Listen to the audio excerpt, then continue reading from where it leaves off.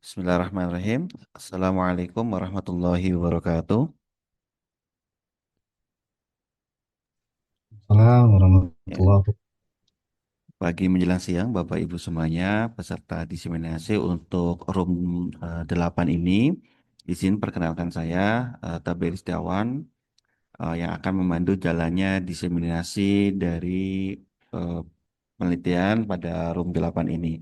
Baik, Bapak Ibu, sebagaimana yang sudah kita sepakati dan sudah di-share dalam ketentuan diseminasi bahwa nanti Bapak Ibu diberikan kesempatan maksimal 10 menit, di mana nanti 5 menit untuk sesi tanya jawab, sesi presentasi dan 5 menit nanti untuk sesi tanya jawab. Jadi Bapak Ibu boleh peserta yang lain boleh menanyakan terkait dengan materi diseminasi yang disampaikan oleh Bapak Ibu. Baik, ketentuannya sebagai berikut ya Bapak Ibu, bahwa nanti sesuai dengan urutan nanti saya akan memanggil Bapak Ibu dari urutan pertama sampai urutan ke 12 Bapak Ibu ya. Nah, semoga nanti Bapak Ibu bisa lebih mempercepat eh, apa namanya presentasinya, mungkin lebih ke poin-poin utamanya, jadi sehingga nanti kita tidak sampai melewati dari batas sholat zuhur ya Bapak Ibu ya, sholat Jumat. Nanti setelah itu Bapak Ibu bisa, semoga ruangan kita lebih selesai. Dan nanti kalau yang saya panggil belum hadir, maka saya akan lewati sampai 2 kali. Nanti setelah 2 kali setelah dari yang terlewat, nanti akan saya panggil kembali.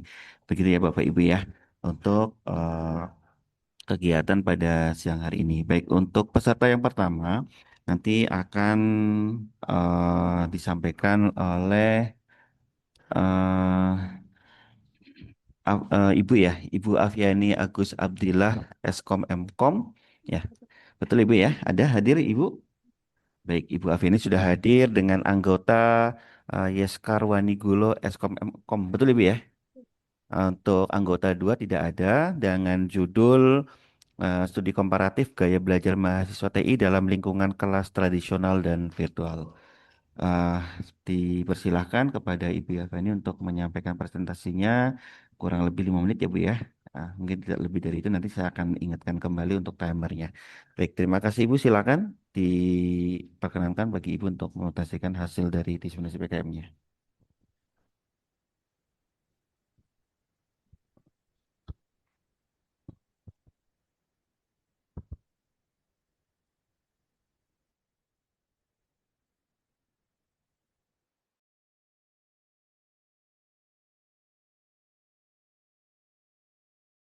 Masih ke mute Bu suaranya?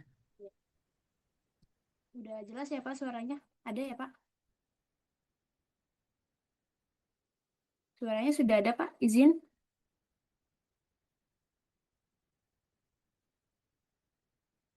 Oke. Eh, Assalamualaikum warahmatullahi wabarakatuh. Perkenalkan nama saya Ibu Afiatia Gus Abdillah dan kelompok saya bernama Ibu Yaskarwani Bulo yang dimana saya akan memaparkan dengan judul Studi Komparatif Gaya Belajar Mahasiswa TI dalam Lingkungan Kelas Tradisional dan Virtual.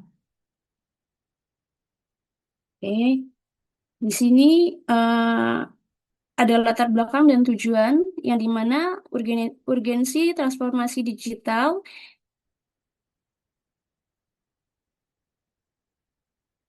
gap empiris, serta tujuan identifikasi komparasi gaya belajar.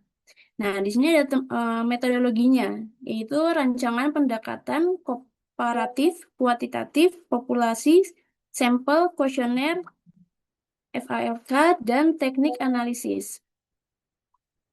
Untuk temuan dan hasilnya yaitu hasil presentasi empiris, uji komparasi, visualisasi, dan grafik data dominasi dan model belajar.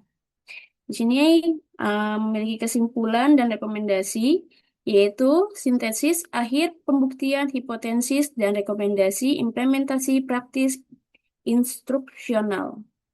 Di sini saya sudah menyiapkan latar belakang yaitu transformasi digital yaitu era pasca pandemi mendorong transisi sistem pembelajaran.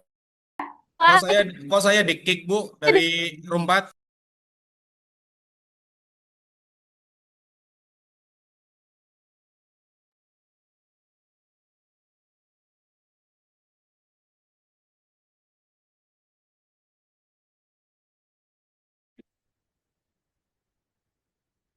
Eh,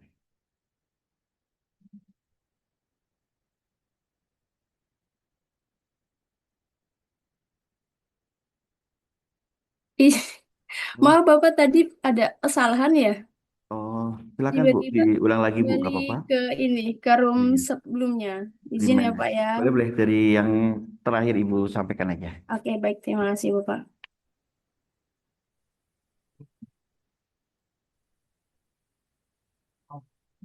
Oke, tadi saya menjelaskan di bagian latar belakang dan tujuan, yaitu di era pasca pandemi mendorong transisi sistem pembelajaran menuju platform virtual berbasis LMS secara masif dan eh, ada karakteristik mahasiswa TI yaitu memiliki literasi dan interaksi tergolong tinggi, namun variabilitasnya serap materinya tetap dinamis. Di sini ada urgensi masalah yang dimana minimalnya data empiris komparasi. Oh, ini sudah saya jelaskan tadi Ya, seperti. boleh yang terakhir aja Bu, yang pas terakhir Oke, disampaikan. izin ya Pak ya, saya masuk ke desain penelitiannya. Di sini pendekatan kuantitatif komparatif dan non-eksperimental guna menguji secara empiris perbedaannya preferensi gaya belajar mahasiswa. Nah, di sini ada instrumen dan pengumpulan, yaitu kuesioner standar, FARK, visual auditory, RAD, WAT, dan kinestik yang disesuaikan dalam konteks mata kuliah pemrograman. Di sini juga ada populasi dan sampel ya Pak, yang dimana mahasiswa aktif program studi informatika Universitas Pamulang dengan metode stratified random sampling. Di sini juga ada analisis datanya, yaitu statistik deskriptif untuk mengukur distribusi persentase kecenderungan gaya belajar diikuti dengan pengujian inferensial parameter atau non-parametrik. Ya, Pak. Setelah itu, di sini saya memiliki temuan, ya, yaitu 70% statistik utama tingkat ketercapaian proses laporan kemajuan penelitian saat ini. Dan 150 total responden jumlah total sampel data valid dari mahasiswa TI yang dianalisis. Setelah itu ada 100% tingkat keberhasilannya seluruh instrumen kuesioner FRK lolos uji validatis empiris. Di sini ada temuan utamanya.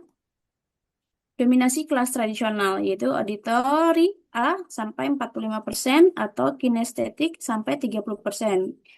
Termasuk masuk yang sedang untuk lingkungan tatap muka memicu kemudahan menyerap informasi melalui penjelasan langsung dosen, aktivitas demonstrasi praktik kelompok. Nah, di sini ada temuan utamanya yaitu visualnya mencapai 40%, membacanya 35%. Lingkungan digital mendorong kemandirian belajar melalui media video modul interaktif, e-book, serta penulisan sintak program secara personal. Nah, yang dibahas adalah di sini interpretasi temuan dinamik sensori.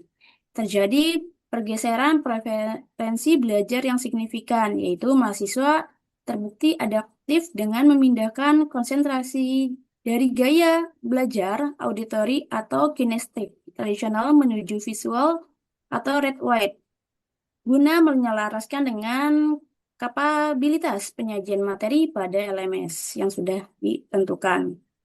Di sini juga ada faktor pendukung literasi digital. Nah, tingginya kompetensi teknis literasi penggunaan teknologi pada mahasiswa TI meminimalkan hambatan teknis selama transisi ke platform yang melalui daring. Hal ini memungkinkan mahasiswa langsung fokus beradaptasi dengan materi yang sudah ada. Keterbatasan penelitian masuk ke bersifat progres. Izin Bu, Penelitian saat satu ini menit lagi Bu. baik, progresnya sampai 70% dan saya langsung kesimpulannya yaitu gaya belajar beragam. Di sini memiliki preferensi gaya belajar FRK yang bervariasi mengikuti medium pembelajaran. Di sini penggeseran dominasi kelas tradisional didominasi oleh auditory, kelas sintetik, sedangkan kelas virtual didominasi oleh visual. Uji kooperatifnya adalah analisis membuktikan adanya perbedaan yang signifikan antara referensi belajar di kedua lingkungan tersebut. Oke, sekian dari saya, Pak. Terima kasih. Baik, terima kasih Ibu. Izin Bu, boleh ke halaman judul Bu. Saya tadi Boleh, Pak, izin. lewat untuk screenshot. Mohon izin nanti. Baik, baik ya. Sebentar Ibu ya, saya screenshot dulu. Baik, terima kasih Ibu. Silakan bagi Bapak Ibu yang akan memberikan pertanyaan kepada Ibu Afeni, dipersilakan kami beri waktu 3 menit. Jadi penelitiannya di mahasiswa TI, ya, Bu ya. Baik, Pak, betul. Betul. Silakan ya, Bapak Ibu yang akan menanyakan, saya beri kesempatan.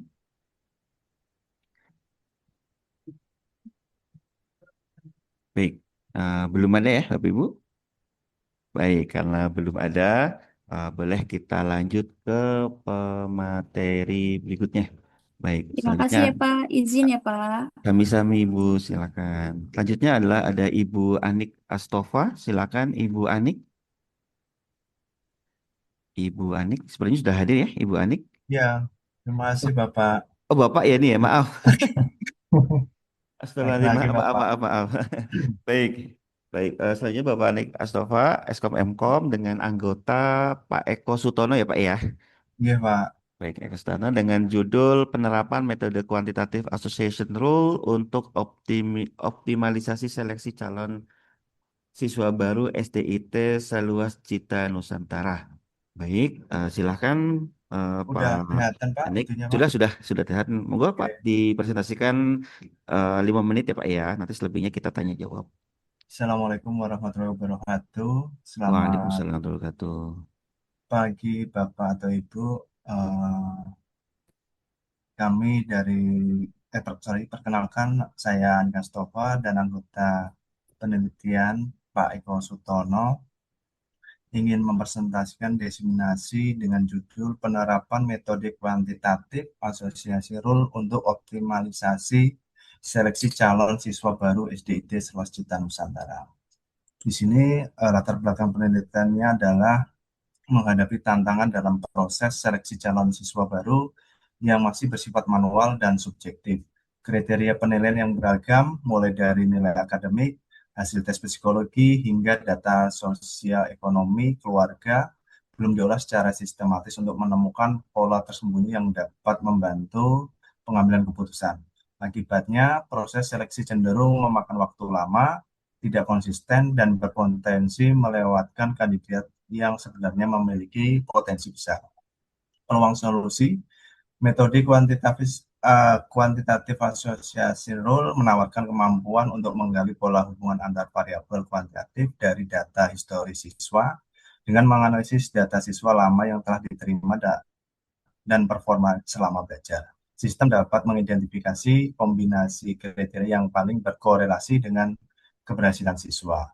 Pendekatan ini memungkinkan sekolah membuat keputusan seleksi yang lebih objektif, terukur, dan berbasis data. Tujuan penelitiannya ada 4. Yang pertama, mengimplementasikan algoritma. Yang kedua, mengidentifikasi pola seleksi. Yang ketiga, membangun model rekomendasi. Yang keempat, meningkatkan kualitas seleksi. Mengimplementasikan algoritma, menerapkan metode kuantitatif asosiasi rule, F-growth atau a priori pada dataset historis calon siswa baru SDIT seluas Cita Nusantara untuk menemukan pola asosiasi yang bermakna. Yang kedua, mengidentifikasi pola seleksi seperti nilai ujian, skor tes psikologi, dan kondisi keluarga yang paling kuat berkorelasi dengan keberhasilan siswa selama menempuh pendidikan. Yang ketiga, dapat digunakan panitia seleksi sebagai alat bantu pengambil keputusan yang lebih akurat dan efisien. Yang keempat, meningkatkan kualitas proses seleksi siswa baru secara objektif, transparan, dan terstandarisasi.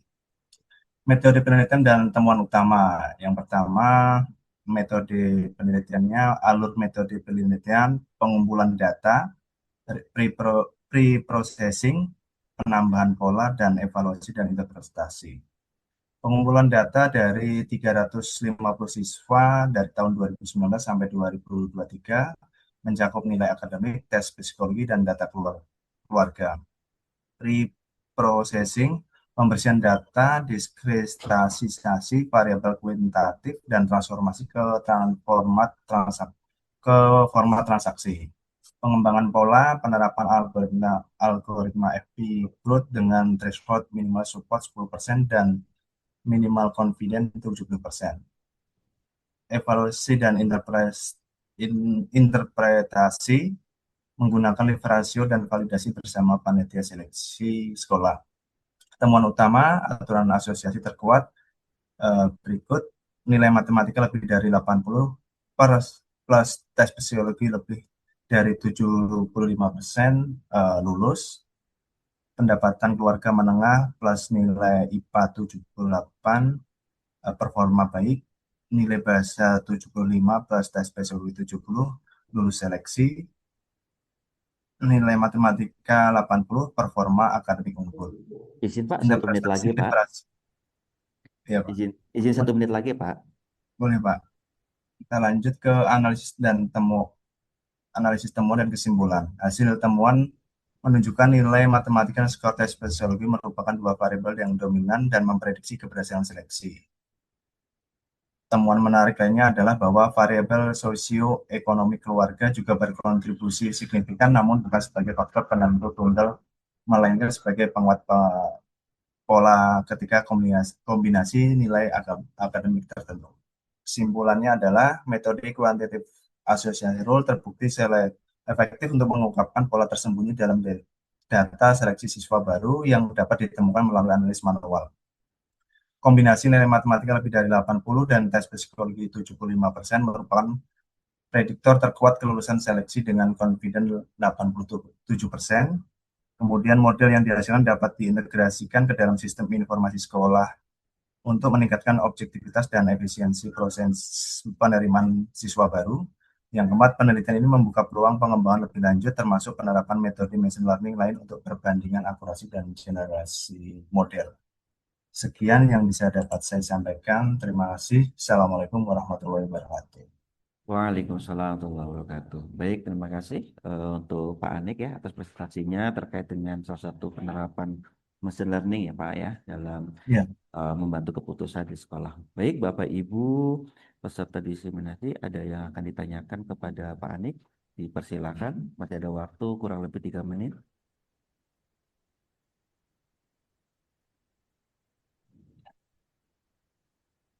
Silakan. Tidak ada?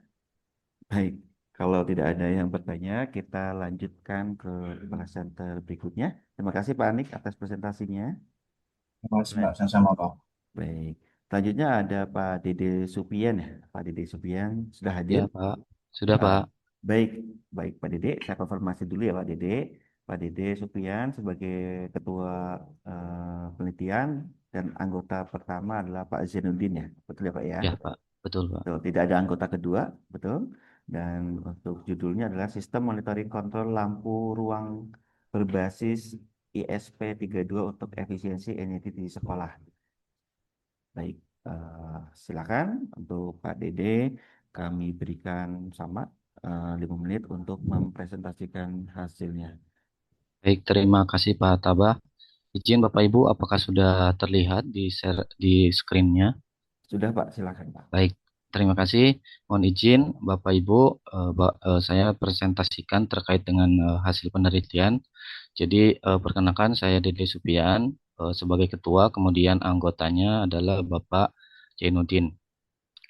Judulnya adalah Sistem Monitoring Kontrol Lampu Ruang Berbasis ISP32 untuk Efisiensi Energi di Sekolah. Kemudian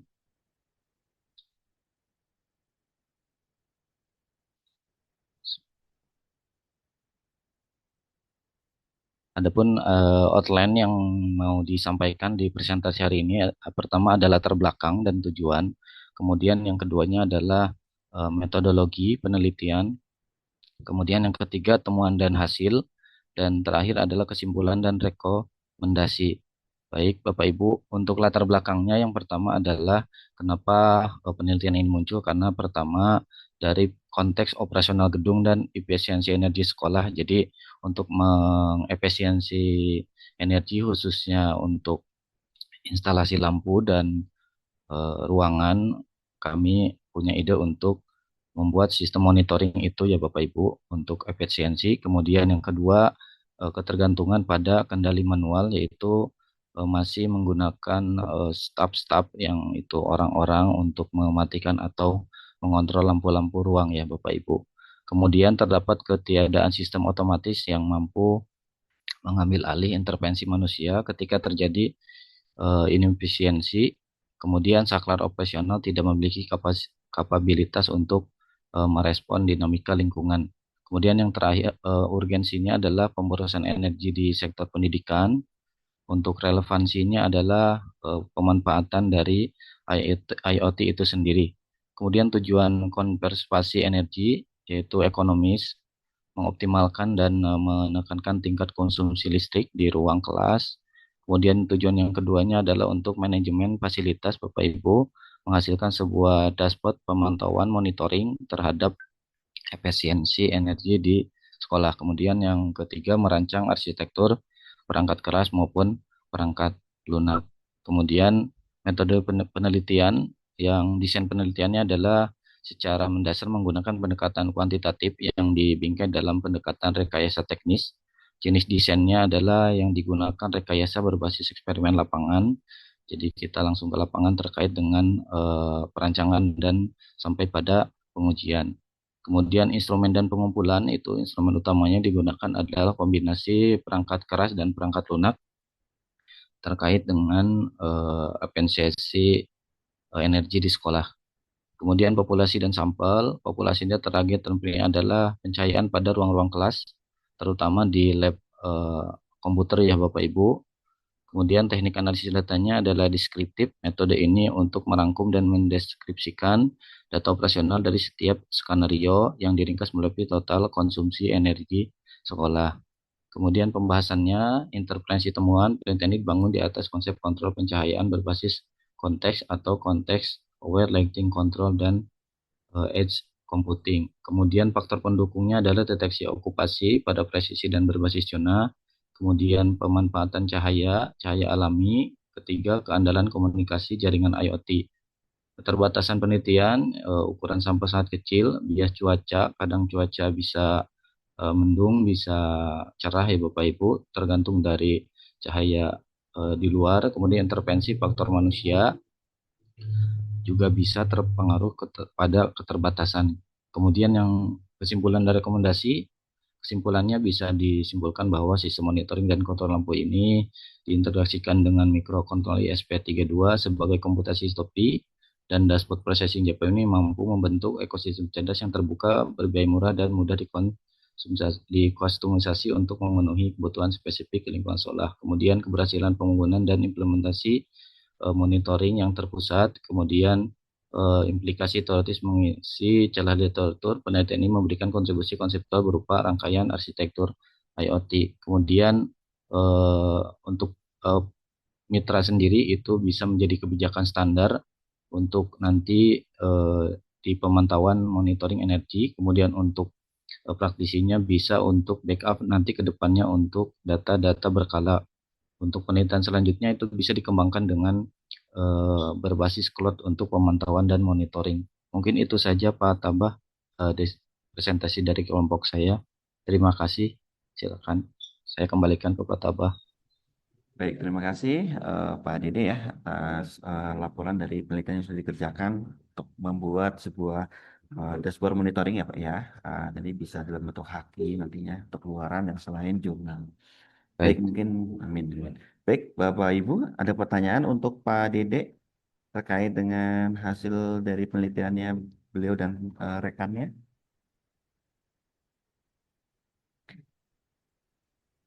Baik, baik kalau tidak ada, saya lanjutkan. baik, terima Eh, kasih.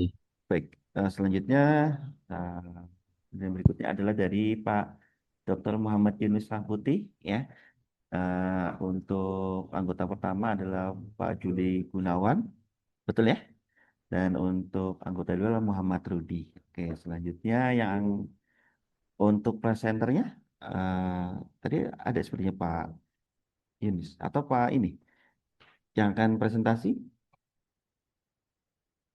Maaf masih di mute ya, Pak Juli ya.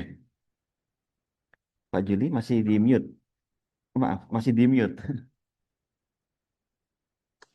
Oke. Udah, iya Pak, saya yang presentasi. Oh baik, Pak Yudi akan presentasi ya. Silakan Pak Yudi, waktunya sama ya 5 menit untuk presentasi. Mangga Pak. Oke Pak, dari judul saya yang pertama Perkenalkan, nama saya Juli Gunawan. Saya perwakilan dari Ketua Dr. Andes Muhammad Yunus Serang dan Muhammad Rudi kelompok dengan judul Transformasi Budaya Sekolah melalui integrasi kecakapan antar personal, etika profesi, dan teknologi digital, perspektif multi stakeholder di SMA Islam Darul Ulum. Terus,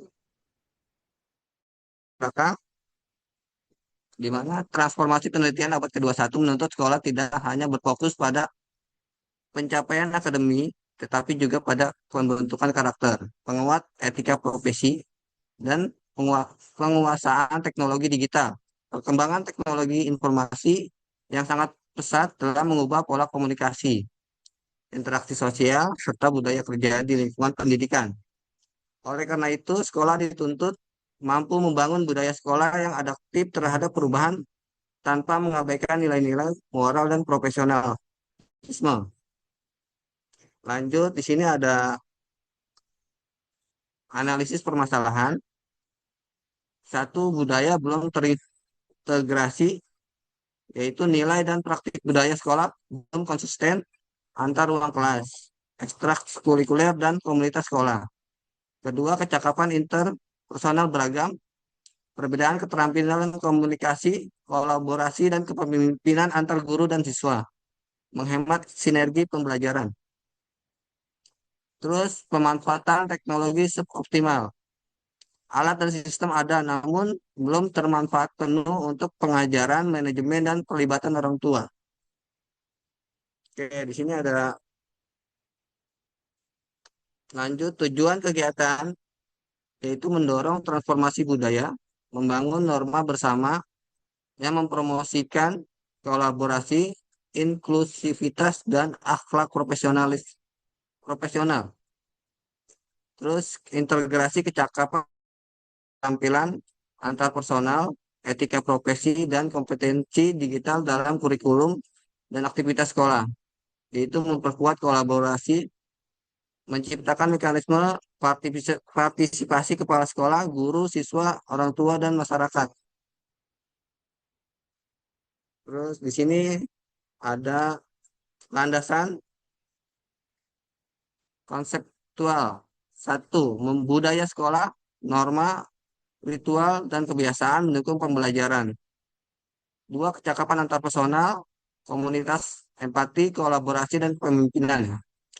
Etika, profesi pendidikan, integritas, keteladanan. Terus keempat, teknologi digital pendidikan, literasi digital, platform pembelajaran, dan sistem informasi sekolah. Oke, di sini ada kecakapan antar personal, yaitu komunikasi efektif, terus kerjasama, dan empati. Ketiga, kepemimpinan dan partisipasi. Di mana di sini ada etika profesi. Etika profesi di sini menjadi landasan sikap dan tindakan pendidikan fokus pemrograman yang berisi integritas dan tanggung jawab, di mana ada kebijakan kehadiran, transparansi penilaian, dan akuntabilitas. Kedua, keteladanan guru, perilaku yang konsisten antar kata dan tindakan sebagai contoh bagi siswa. Ketiga, pengembangan profesi berkelanjutan. Terus di sini ada teknologi digital, yaitu literasi digital, pelatihan dan keterampilan dasar dan kritis, keamanan cyber, sumber pembelajaran digital, serta etika penggunaan media sosial. Kedua, sistem informasi sekolah, implementasi SIS untuk manajemen data, komunitas orang tua, dan monitoring capaian pembelajaran. Ketiga,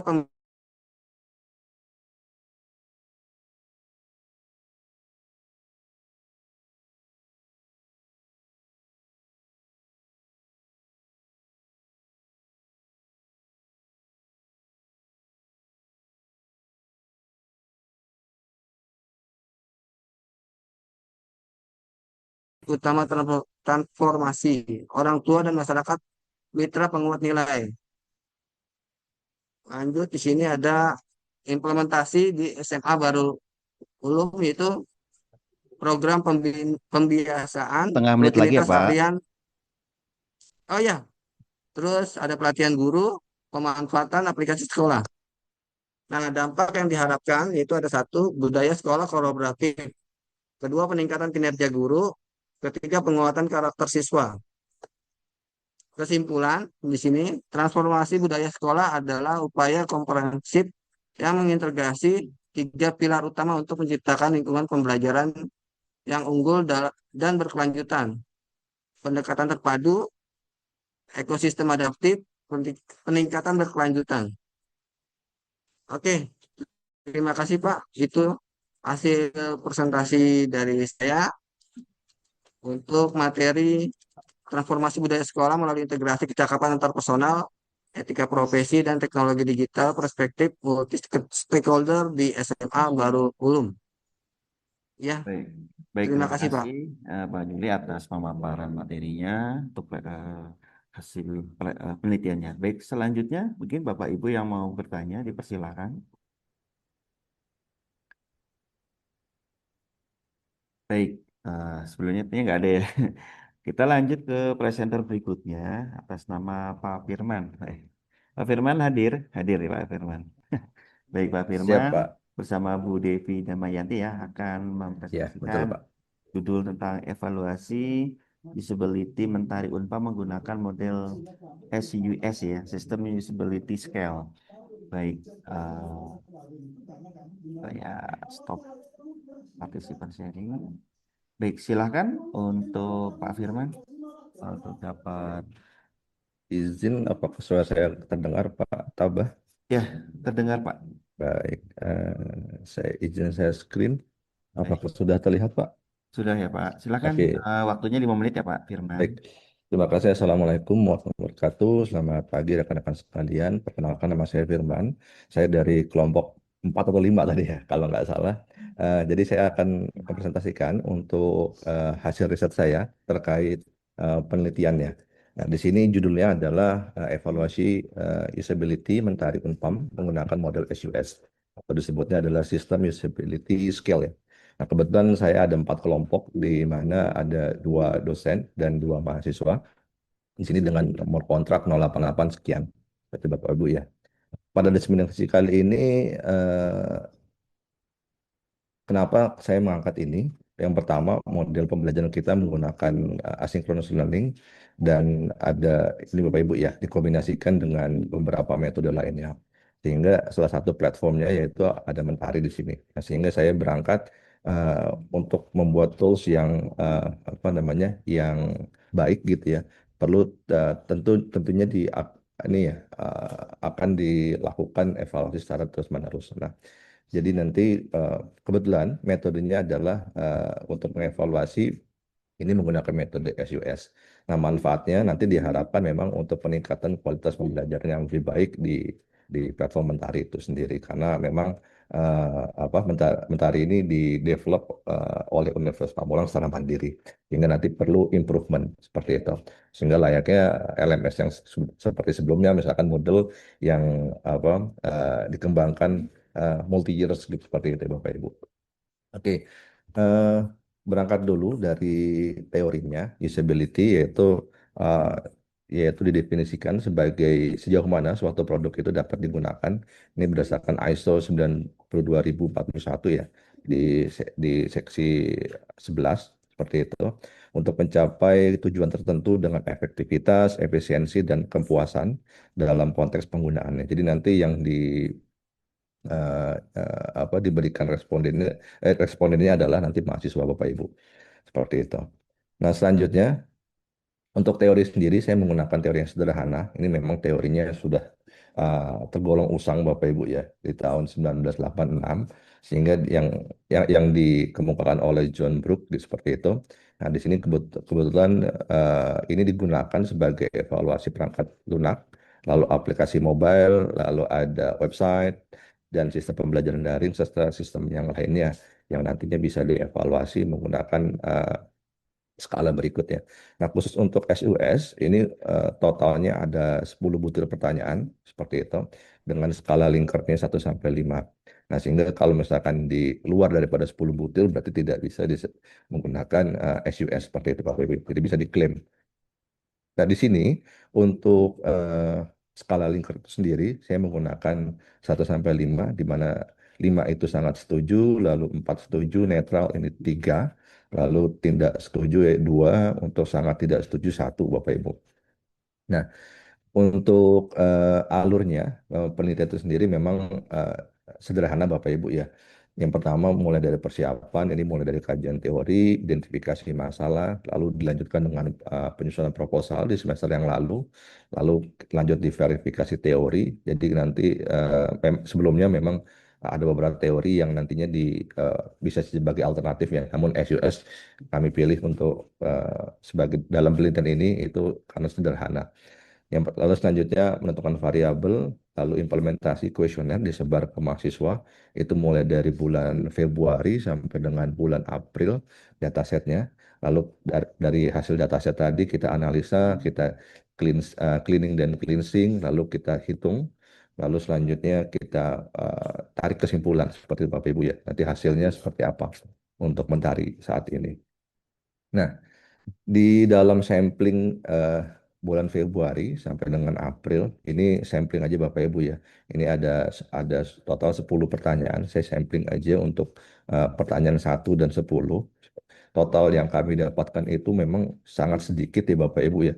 Padahal sudah kita iming-imingi dengan voucher GoPay gitu ya, 50.000 untuk 3 mahasiswa.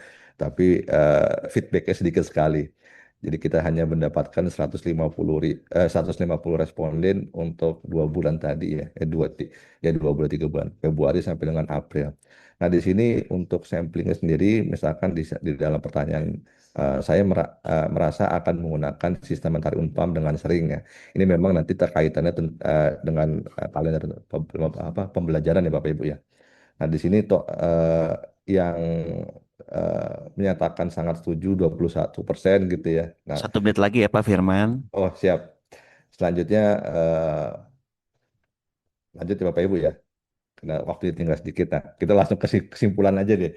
Nah, di sini untuk secara total gitu ya, memang perlu banyak peningkatan di dalam mentari itu sendiri karena evaluasi dari mahasiswa dan ini real saya cantumkan di sini hasil skornya adalah cukup baik sehingga memang masih banyak kekurangan di sisi mentari itu sendiri karena skor cukup baik di sini 60 sampai dengan 71 ya di tentang skornya.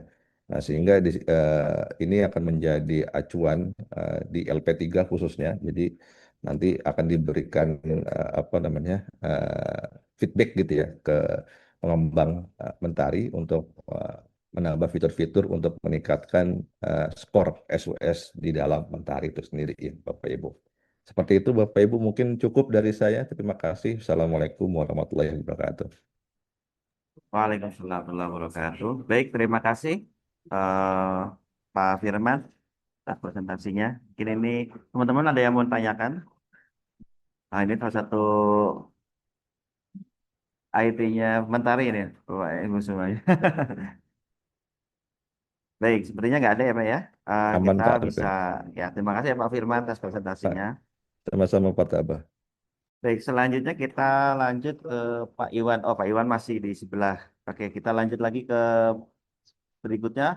Bapak Muhammad Iqbal. Sudah hadir ya Pak Muhammad Iqbal? Iya, hadir Pak, saya Pak. Baik, saya akan mulai presentasinya ya Pak. Saya coba Silakan Pak. share.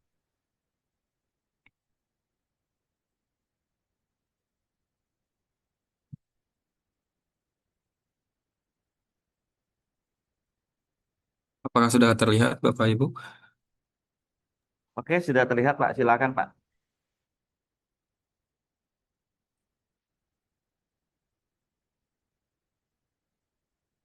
Oke, baik. Assalamualaikum warahmatullahi wabarakatuh. Jadi selamat siang Bapak Ibu sekalian semuanya. Mungkin di sini saya akan mempresentasikan penelitian yang dilakukan oleh tim dosen kami, yaitu saya akan perkenalkan terlebih dahulu, yaitu dari saya sendiri adalah ketua dari penelitian ini, kemudian saya sendiri adalah Muhammad Iqbal, kemudian yang kedua ada Pak Ikhwan Fauji, yang ketiga ada Pak Dona, dan dari tim mahasiswanya adalah ada Raina Putri Maya Andini. Baik, untuk penelitian kali ini eh, pendahuluan dan latar belakangnya di sini eh, di sini kami mengambil eh, jadi smartphone itu memang pada saat ini adalah yang paling dekat yang digunakan kita itu sehari-harinya untuk mendapatkan informasi khususnya Android dan iOS. Memang salah satu yang paling banyak digunakan oleh kalangan kita saat ini. Dari konteks masalahnya sendiri, untuk fenomena utamanya dari kebanyakan aplikasi pembayaran online gitu ya, seperti kita membayar sebuah tagihan sekolah, bahkan mulai dari PLN juga, kemudian membayar tagihan-tagihan lainnya gitu kan. Memang kan semuanya rata-rata memiliki instansinya masing-masing gitu ya. Kemudian dari data dan faktanya, di sini memang tujuannya aplikasi ini adalah menjadi super app. Memang bisnis yang tidak lagi hanya melayani pembayaran tunggal, jadi PPWB ini tujuannya untuk diintegrasikan ke dalam sebuah ekosistem bisnis digital yang nantinya akan mencakup sebuah data yang cukup besar. Karena memang nanti kita akan menyatukan sebuah pembayaran, kemudian tagihan-tagihan yang nanti akan bisa dilakukan ke dalam satu aplikasi gitu ya. Jadi kemudian untuk relevansinya dalam bidang mata kuliah ini ada yang namanya pemrograman berorientasi objek, yaitu Android dan iOS atau pemrograman mobile. Kemudian ada yang namanya perancangan basis data. Kemudian ada juga yang namanya keamanan sistem informasi dan jaringan. Kemudian dari urgensi penelitiannya, dari pentingnya topik pasar aplikasi payment online bank ini atau PPOB ini di Indonesia memang sudah mencapai titik jenuh. Artinya ratusan aplikasi itu sebenarnya menawarkan fungsi yang serupa. Bayar pulsa, listrik, tagihan itu sebenarnya banyak. Tapi memang secara struktural memang model bisnis PPOB ini terjebak dalam perang harga komisi. Artinya ada biaya admin yang cukup tinggi di situ. Nah, kemudian pihak yang berdampaknya yaitu nanti ada pemilik aplikasi PPOB-nya dan masyarakat konsumen. Kemudian manfaat yang diharapkan adalah meningkatkan efisiensi baik dari biaya admin tadi, kemudian dari cetak biru aplikasinya juga mampu menangani lonjakan transaksi di jam sibuk tanpa menurunkan performa sistem. Kemudian dari gap penelitian sendiri, dari gap literaturnya adalah di sini masih sangat sedikit penelitian PPOB ini yang berbasis multi API atau host to host saat menghadapi beban traffic massal. Jadi memang di sini masalah traffic sebenarnya. Kemudian dari gap empirisnya, aplikasi PPWB ini sebenarnya terintegrasi melalui API host to host. Seharusnya memang mampu memproses transaksi secara eh, lebih baik ya faktanya di lapangan harusnya. Kemudian dari gap metodologisnya, keterbatasan eh, metode berbasis persepsi, memang dokumen ini bersifatnya eh, tidak memberikan bukti empiris apakah sistem benar-benar menangani transaksi secara real time. Jadi memang itu kekurangan dari penelitian ini. Kemudian dari metode penelitiannya kita ada planning dan desain, pendekatan jenis riset, ruang lingkup, subjek dan objek, kemudian cakupan kriteria dan fokus variabelnya. Kemudian dari alur penelitian sendiri, di sini kami merancang yang pertama itu ada identifikasi masalah. Jadi untuk identifikasi masalah ini kurang lebih yaitu membahas tentang ketidakstabilan integrasi multi API host to host, bagaimana arsitektur aplikasi ini mengatasi ketergantungan penuh pada API pihak ketiga atau biller atau juga disebut agregator yang sering mengalami gangguan teknis atau down. Kemudian dari studi literaturnya kami mengkaji penelitian terdahulu karena memang ini jatuhnya pengembangan karena memang penelitian terdahulu memiliki keterbatasan gap sistem seperti sistem rentan, kendala infrastruktur, dan lainnya. Kemudian dari metode penelitiannya, kita ada yang namanya planning dan design. Kemudian dari metode penelitian ini, tahap perencanaan atau planning itu sebenarnya dibutuhkan. Dan juga dari desain juga nanti menggambarkan sebuah perencanaan infrastruktur eksperimen. Kemudian dari yang keempat adalah hasil dan pembahasan. Untuk yang keempat ini nanti di situ ada lingkungan implementasi atau deployment environment yang nantinya ini akan dijalankan di atas infrastruktur cloud atau kontainer dengan spesifikasi terkontrol. Kemudian pembahasan solusi akar permasalahannya, lalu yang terakhir adalah mitigasi kegagalan API pihak ketiga. Dan yang eh, kelima adalah kesimpulan. Jadi untuk kesimpulan ini nanti akan membahas hasil bukti bahwa peralihan ke arsitektur microservices ini atau host to host ini dan antrian data mampu menyelesaikan masalah utama pada sistem PPOB atau aplikasi PPOB ini gitu. Jadi diharapkan sistem ini mampu membuat traffic itu lebih lancar. Oke. Dari hasil penelitiannya ini memang di sini sedikit ada data terkait dengan transaksi per secondnya atau TPS ya disebutnya. Kemudian di sini TPS ini mengalami peningkatan yang cukup tinggi. Di sistem lama mungkin hanya mampu mengolah 20 TPS mungkin dengan spesifikasi yang setara komputer ya karena memang ditesnya menggunakan komputer. Kemudian sebelum akhirnya server mengalami kelebihan beban. Jadi memang mengalami overloaded kalau untuk menggunakan arsitektur sebelumnya. Nah, untuk arsitektur yang baru ini memang cukup tinggi, tercatatnya memang 80 transaction per second. Nah, ini memang mengalami lonjakan yang kurang lebih 4 kali dari sistem sebelumnya. Jadi bahwa hal ini menjelaskan bahwa sistem antrean asinkronus ya, atau host to host ini mampu bertindak sebagai buffer penahan beban yang efisien. Oke, selanjutnya dari lanjutan hasil penelitiannya. Jadi untuk kelanjutan hasil penelitiannya, memang diharapkan aplikasi PPOB ini memang 1 menit lagi ya, Pak Iqbal. ya, baik. Jadi untuk hasil penelitiannya di sini mungkin lebih ke kesimpulan aja. Kalau misalkan kesimpulannya ini memang platform Android dan iOS ini memerlukan beberapa tahap pembuatan sebenarnya, yaitu menggunakan metode SDLC, planning, analisa, dan desain. Kemudian aplikasi yang dibuat mengintegrasikan beberapa data ke sistem yang ditujukan dengan microservices. Dan aplikasi juga mampu mempermudah pengguna untuk melakukan berbagai macam pembayaran dengan mengurangi kendala yang terjadi, seperti pending defect dan lainnya karena memang untuk transaksi itu biasanya mengalami kalau nggak sukses dan gagal ada satu lagi yang namanya pending seperti itu Bapak. Oke. Untuk kesimpulan dan saran, jadi untuk kesimpulannya penelitian ini mungkin sedikit berhasil membuktikan bahwa transformasi aplikasi PBWD dari arsitektur monolitik ke arsitektur yang baru, microservices mampu menyelesaikan masalah sistem cukup signifikan. Kemudian keterbatasannya, di sini pengujian beban atau stress test dilakukan dalam lingkungan komputer simulasi, artinya tidak langsung terjun di lapangan, artinya mungkin di sini akan terjadi sedikit error. Gitu ya. Kemudian sarannya adalah harapannya nanti ke depannya penelitian ini dilanjutkan untuk langsung menggunakan jaringan internet seluler bervariasi di berbagai kondisi geografis. Jadi langsung terjun ke dalam lapangan untuk mendapat nilai aktualnya. Jadi oke, baik mungkin itu aja dari presentasi kelompok dosen kami. Eh, Kurang lebihnya kami mohon maaf. Assalamualaikum warahmatullahi wabarakatuh. Waalaikumsalam warahmatullahi wabarakatuh. Baik, terima kasih Pak Iqbal atas presentasinya. Mungkin ada yang ditanyakan Bapak Ibu terkait presentasi dari Pak Iqbal. Baik, tidak ada? Baik, kalau tidak ada, kita lanjut ke presentasi berikutnya. Terima kasih Pak Muhammad Iqbal atas presentasinya. Sama-sama, Pak. Selanjutnya ada Bu Nur Hasanah. Kalau tidak salah akan disampaikan oleh Bu Yuliana ya untuk kelompoknya Bu Nur Hasanah. Betul? Halo, Bu Yuliana? Bu Yuliana? Tes. Bu Yuli? Ya, mohon izin, Pak. Saya akan menyampaikan perwakilannya. Kenapa Ibu? Ya, mohon izin saya yang akan menyampaikan, Pak. Oh, Bu Nur Halimah ya? Iya, betul. Baik, baik, baik. Oh, maaf. Baik, silakan Bu Nur Halimah untuk ketua kelompoknya Bu Nur Hasanah ya, Bu ya. Iya, betul, Pak. Sebagai anggota pertama Bu Nur Halimah dan anggota kedua adalah Bu Yuliana. Iya. Silakan Ibu langsung mempresentasikannya kurang lebih 5 menit Ibu ya. Mohon izin share screen ya, Pak. Boleh, silakan Ibu.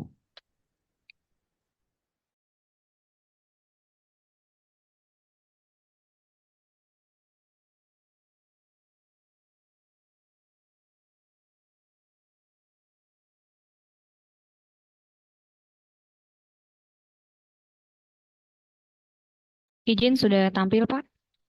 Sudah Bu, silakan dilanjut. Ya, Assalamualaikum warahmatullahi wabarakatuh. Ya, perkenalkan saya Nur Halimah, mewakili Ibu Nur Hasanah dan juga Bu Yuliana dalam penelitian ini. Kelompok kami mengambil tema metode Simple Adaptive Wedge atau SAW pada sistem pendukung keputusan pemilihan karyawan terbaik. Nah, adapun latar belakang dan tujuannya yaitu untuk latar belakang yang pertama untuk mendorong peningkatan kualitas kinerja, biasanya instansi itu mengadakan pemilihan karyawan terbaik secara berkala. Namun di dalam nyatanya pelaksanaannya itu belum optimal. Salah satu kendala yang dihadapinya bukan oleh HRD adalah belum adanya metode yang jelas dalam memenuhi dan atau membentukkan kriteria penilaiannya. Karena biasanya selama ini yang terjadi HRD itu hanya berdasarkan subjektif. Nah, untuk mengatasi permasalahan tersebut, peneliti berinisiatif membangun sebuah sistem pendukung keputusan yang dapat membantu dan mempermudah kinerja HRD dalam menentukan karyawan terbaik. Adapun tujuannya yaitu membangun sistem pendukung keputusan menggunakan SAW untuk membantu HRD dalam memilih karyawan terbaik secara objektif. Nah, adapun untuk metodologi penelitiannya yang pertama yaitu desain penelitiannya. Penelitian ini menggunakan metode penelitian terapan, pendekatan kuantitatif, dan metode yang digunakan yaitu metode SPK dan dari metodenya SAW atau Simple Adaptive Weight.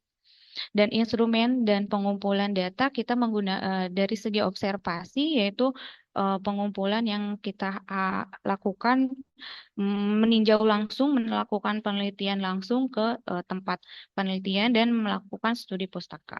Kemudian untuk populasi yang ada di tempat penelitian yaitu populasinya 120 karyawan dan sampelnya 30 karyawan dengan filter dari karyawan tetap, masa kerja lebih dari 1 tahun dan pengajuan cuti yang diajukan. Kemudian adapun teknik analisis data, penelitian ini menggunakan analisis data kuantitatif dengan metode SAW untuk menentukan karyawan terbaik berdasarkan beberapa kriteria. Nah, berikut adalah temuan-temuan dan hasil dari penelitian. Dari hasil penelitian yang sudah dilakukan, sebanyak 92% tingkat akurasi yang dihasilkan dari rekomendasi sistem sesuai dengan penilaian dari HRD. Kemudian, mohon maaf, ini 30 total karyawan yang sebagai alternatif yang dijadikan alternatif dalam proses penilaian. Dan ternyata hasilnya yaitu 100% perhitungan SAW berhasil dengan sistem berhasil menghasilkan ranking karyawan terbaik berdasarkan kriteria yang telah ditentukan. Adapun hasil perankingannya tertera di dalam tabel hasil perankingan karyawan terbaiknya. Kemudian yang ini untuk kriteria-kriteria penentuan terhadap penilaiannya yaitu ada C1, C2, C3 sampai dengan C5 dengan bobot akhirnya yaitu 100. Dan kemudian adapun pembahasannya dari segi intervensi temuan, hasil penelitian menunjukkan bahwa metode SAW ini mampu memberikan perankingan karyawan secara objektif berdasarkan kriteria yang telah ditentukan oleh HRD.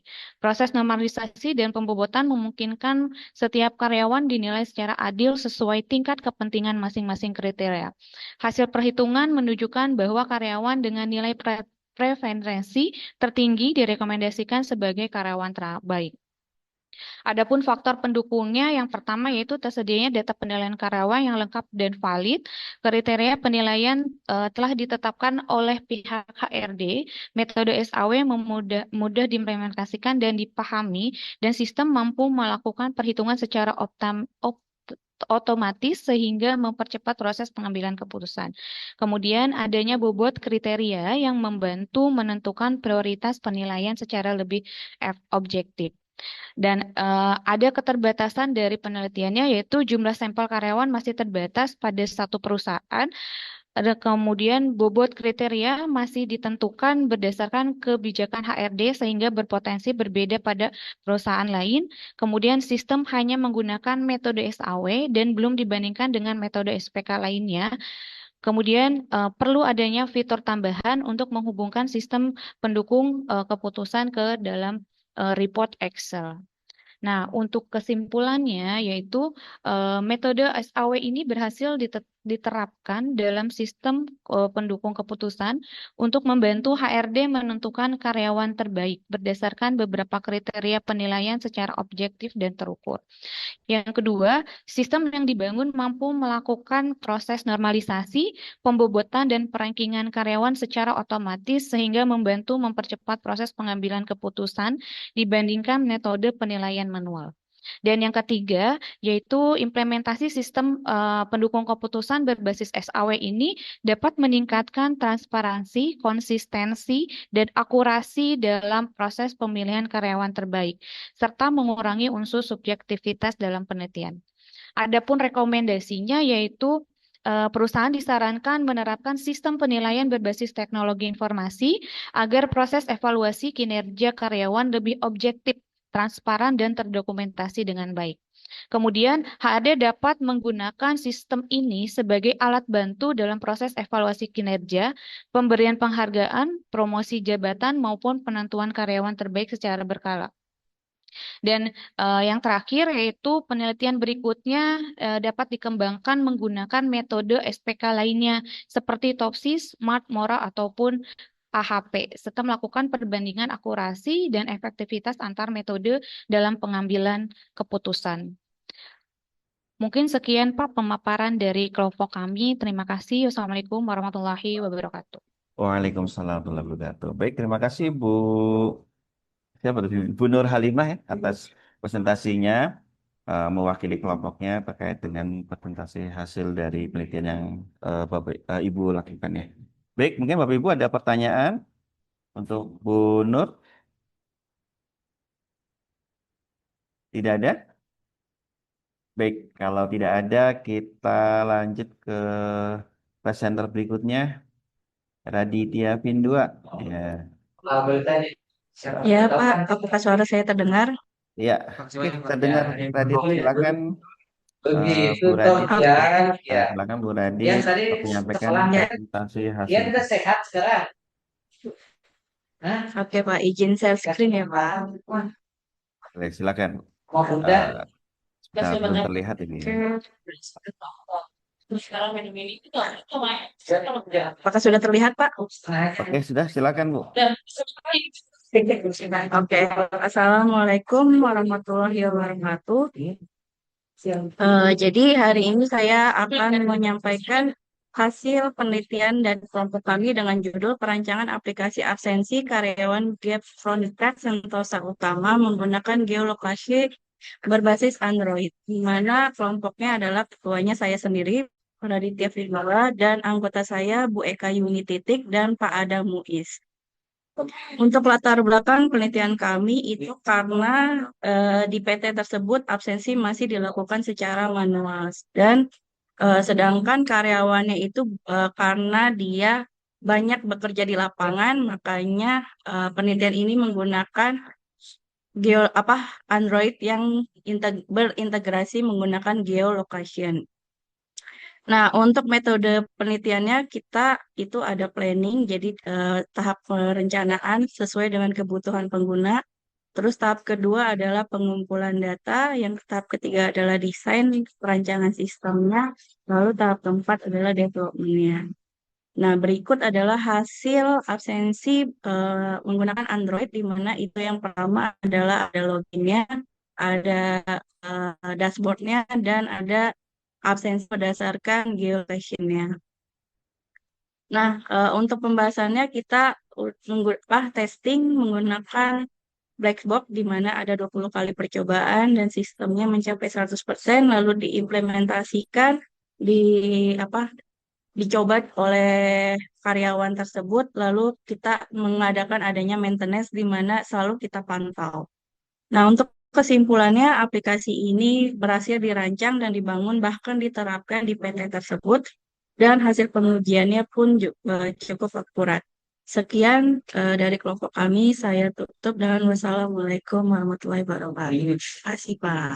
Waalaikumsalam warahmatullahi wabarakatuh. Ya, terima kasih Bu Raditya Vindua. Baik, ada pertanyaan untuk dari presentasi Bu Raditya? Wah, nggak ada nih, paham semuanya. Baik, Karena tidak ada yang bertanya, kita lanjut ya untuk presenter berikutnya. Eh, maaf, Pak Sahlan ya. Betul Pak Sahlan, ada Pak Sahlan? Baik, Pak Tabah, terima kasih atas waktunya. Silakan Pak Sahlan. Izin izin screen, Pak Tabah. Boleh, boleh silakan Bapak.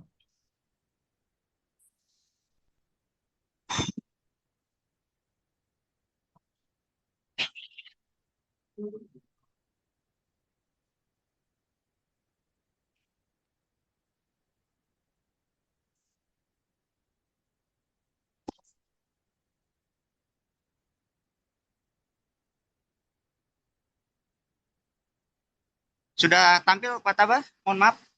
Belum, belum Bapak. Belum Belum. tampil. Ya, belum.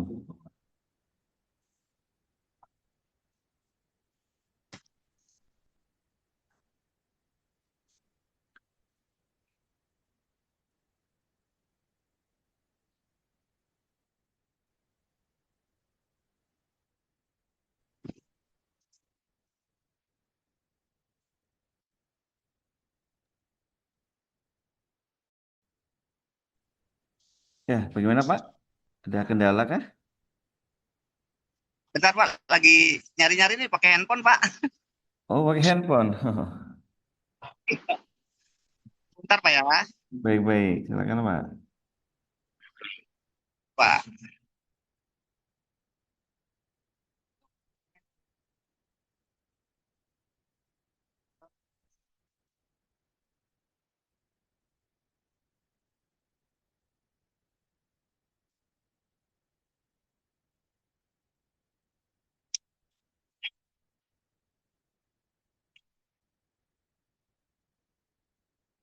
Masih belum ya, Pak? Ya, masih belum Pak, masih belum nyambung, belum terlihat.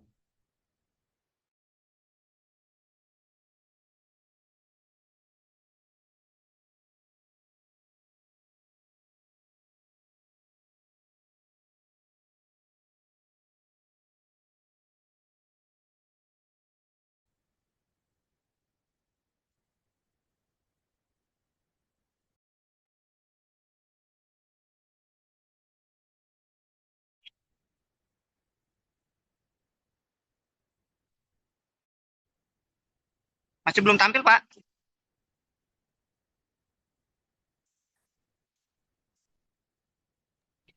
Ya, belum Pak Sahlan. Belum. Atau mau lewat dulu? Atau bagaimana Pak Lewat Sahlan? dulu, Baik, dulu kita aja, Pak. baik nanti. Boleh mungkin kalau itu coba pakai laptop aja kali Pak ya, mungkin lebih mudah kita.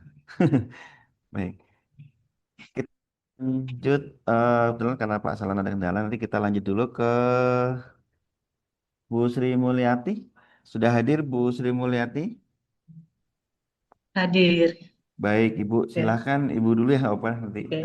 untuk mempresentasikan Oke. hasil dari penelitian Ibu. Monggo Ibu, silakan. Ya, terima kasih. Saya siapkan dulu sebentar. Baik, Ibu.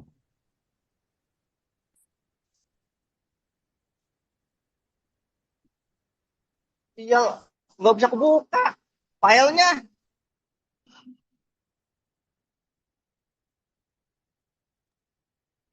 Sudah terlihat, Pak? Baik, sudah Ibu, silakan Ibu. Oke. Terima kasih. Assalamualaikum warahmatullahi wabarakatuh. Ya, saya mewakili kelompok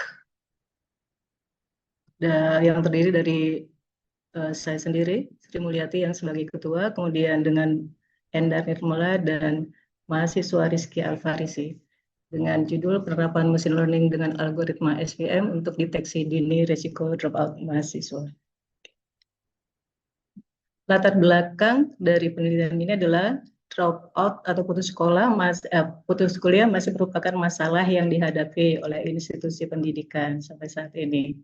Sesuai dengan penelitian dari Delgado Garcia, kemudian Pharma, kemudian gap penelitian yang saya dapat adalah bahwa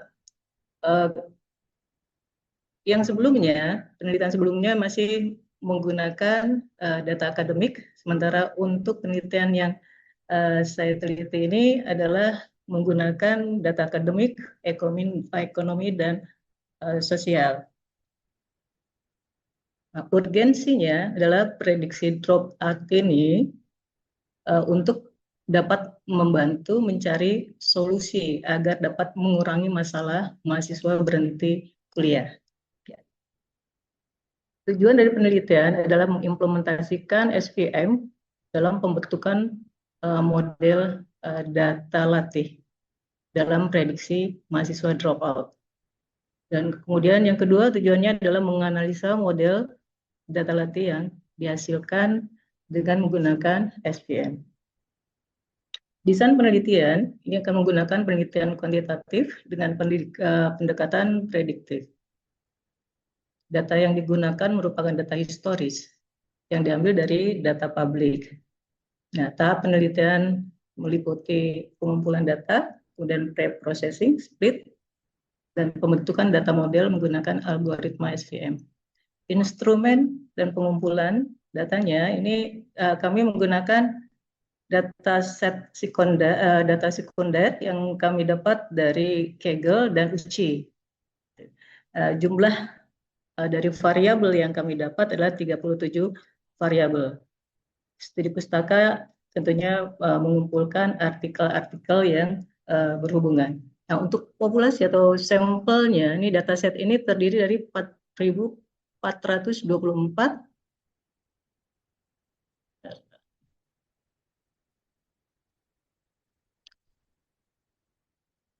yang terdiri dari 3 kelas. Di sana ada mahasiswa lulus, itu berjumlah 2.209, untuk dropout 794, dan yang masih terdaftar itu 1.421. Jadi teknik analisis datanya, yang pertama adalah seleksi fitur atau variabel yang kami butuhkan. Dari 37 variabel, kami ambil 14 variabel yang terdiri dari data sosial, ekonomi, dan akademik. Dan teknik analisisnya, kami membagi dataset menjadi data latih 80% dan data uji 20%, yang nanti akan dibandingkan dengan 90 banding 10 dengan menggunakan 3 kelas, yaitu kelas lulus, dropout, dan terdaftar. Nah, temuannya kami membandingkan data akademik yang hanya menggunakan data akademik dengan variabel akademik plus sosial ekonomi.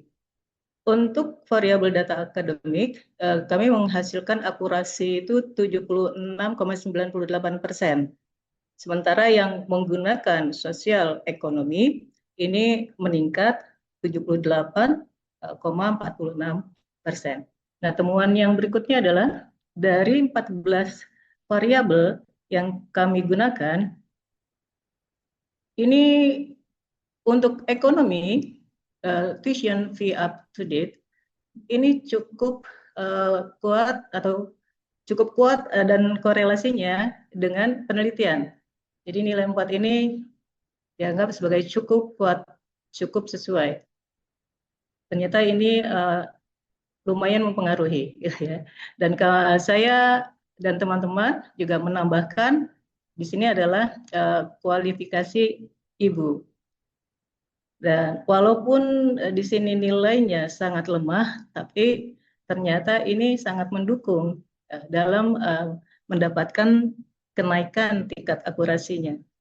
Nah, di sini temuan yang berikutnya adalah jumlah kelas dari dataset yang kami dapatkan itu tidak seimbang karena jumlah lulus, dropout, dan terdaftar itu tidak sama dan cukup signifikan perbedaannya.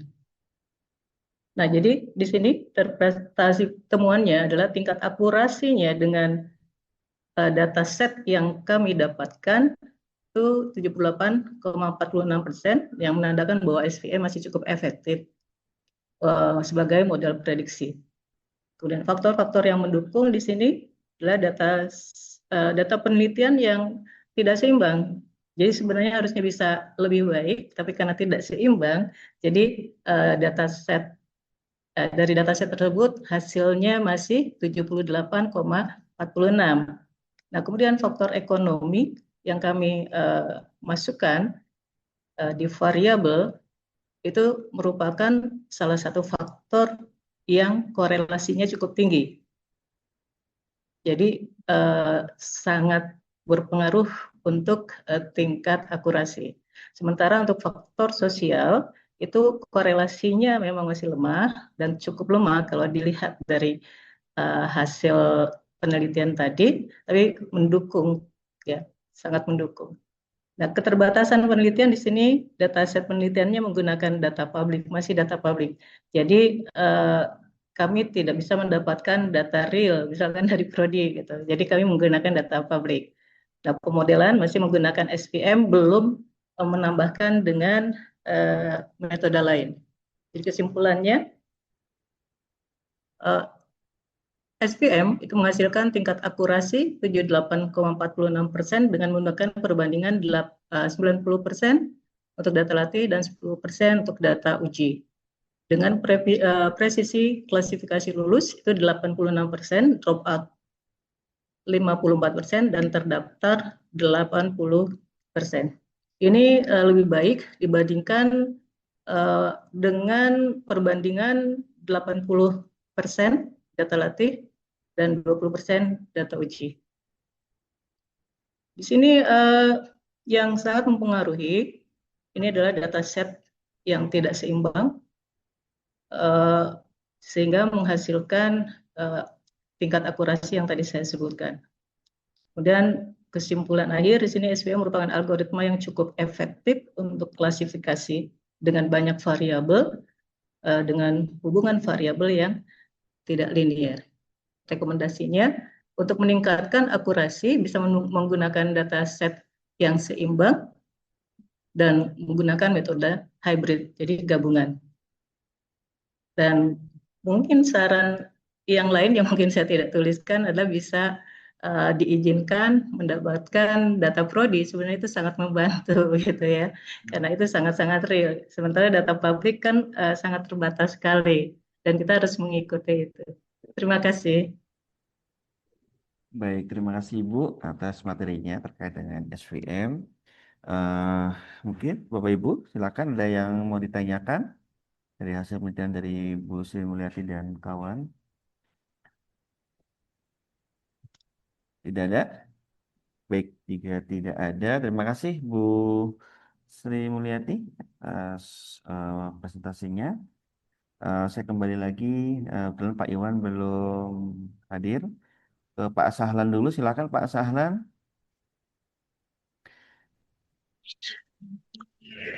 Baik Pak, terima kasih. Nanti saya coba lagi Pak. Ya, silakan Pak. Ini Izin. udah tinggal Pak Sahlan nih. Ya, yang dua lagi belum hadir. Baik Pak. Silakan Pak Sahlan bisa langsung presentasikan hasil penelitiannya. Sudah tampilkah Pak? Belum Pak, belum Pak, belum Ya. tampil, belum tampak.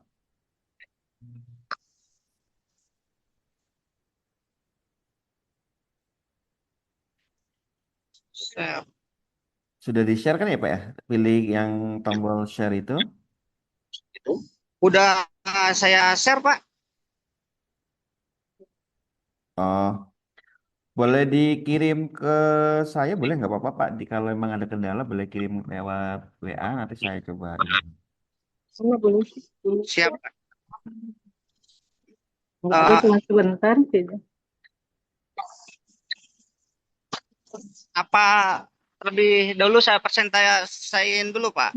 Hah?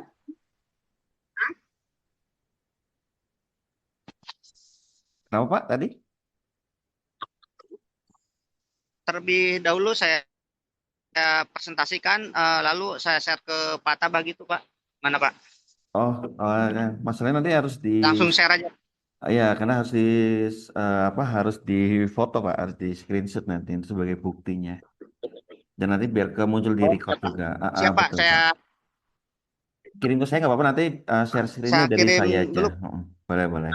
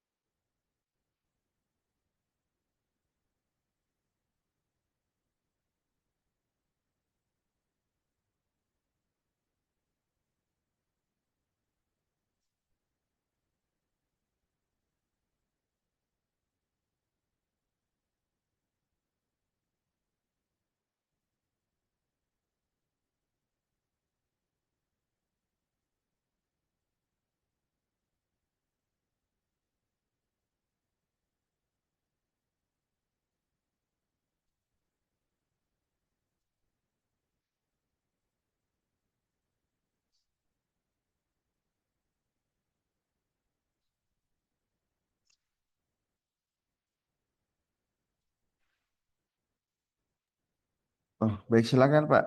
Silakan Pak Juli.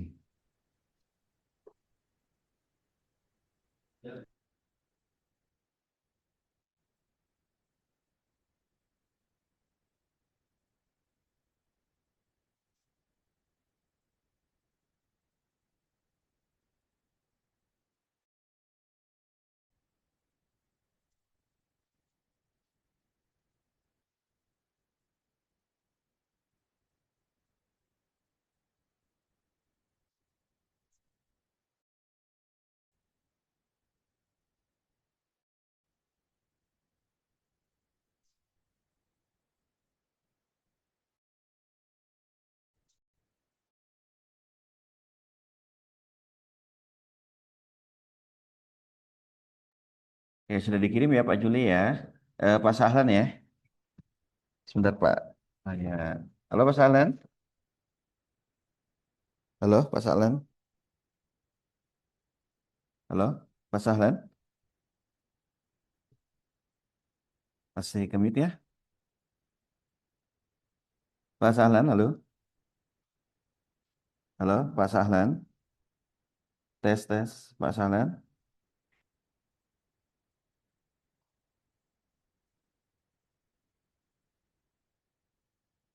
Masalah jaringan sepertinya, Pak. Masalah umum ini. Ini belum jalan. Nanti itu belum jalan juga kan? Pak Sahlan.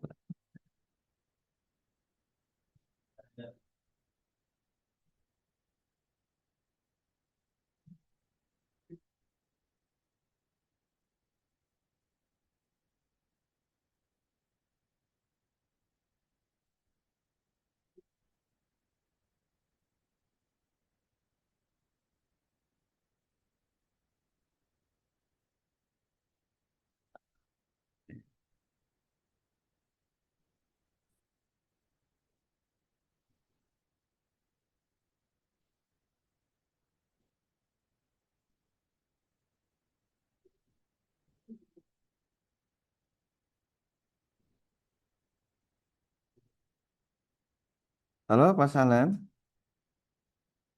Halo. Halo Pak Sahlan.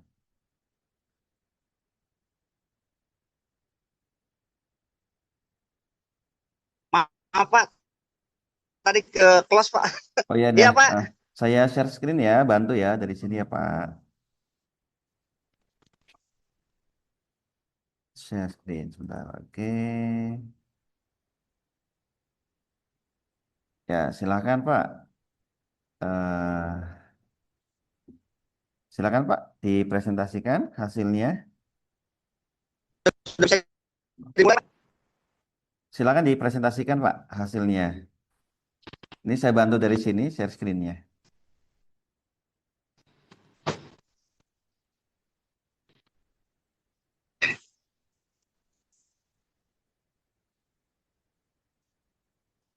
Halo Pak. Assalamualaikum warahmatullahi wabarakatuh. Waalaikumsalam warahmatullahi Sudah Pak? wabarakatuh. Sudah, silakan Pak. Langsung saja Pak.